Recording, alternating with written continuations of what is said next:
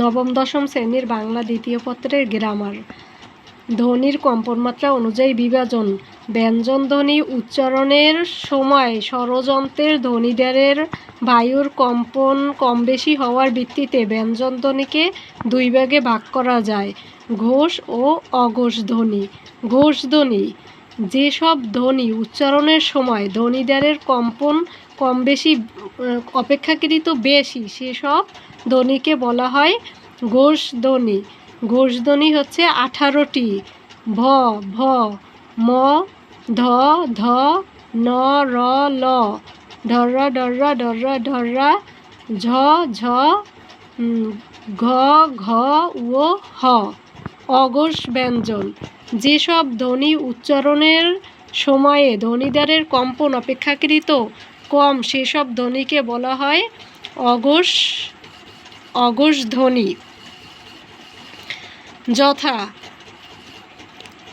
অঘোষ ধ্বনি হচ্ছে 12টি: প, ফ, ত, থ, ছ, ট, ঠ, চ, ছ, তালব্য শ, ক, খ।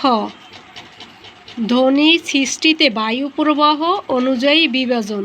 ধ্বনি সৃষ্টিতে বায়ু প্রবাহ অনুযায়ী বিভাজন। ব্যঞ্জন ধ্বনি উচ্চারণের সময়ে বায়ু প্রবাহের বেগ কম বেশি হওয়ার ভিত্তিতে ব্যঞ্জন ধ্বনিকে দুই ভাগে ভাগ করা যায়, যথা: অল্পপ্রাণ, মহাপ্রাণ।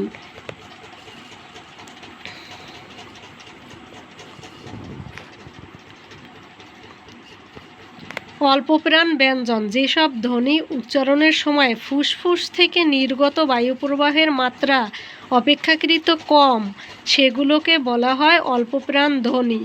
প, ভ, ত, ধ, স, ট, ঢ, ঢ, চ, ঝ, স, ক, ঘ। এগুলো হচ্ছে অল্পপ্রাণ ব্যঞ্জন।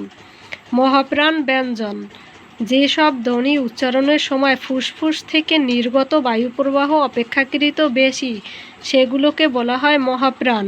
যেমন মহাপ্রাণ ধ্বনি যেমন প, ফ, ভ, থ, ধ, ট, ঠ, ঢ, ঢ, ছ, ঝ, খ, ঘ, হ। এগুলো হচ্ছে মহাপ্রাণ ব্যঞ্জন।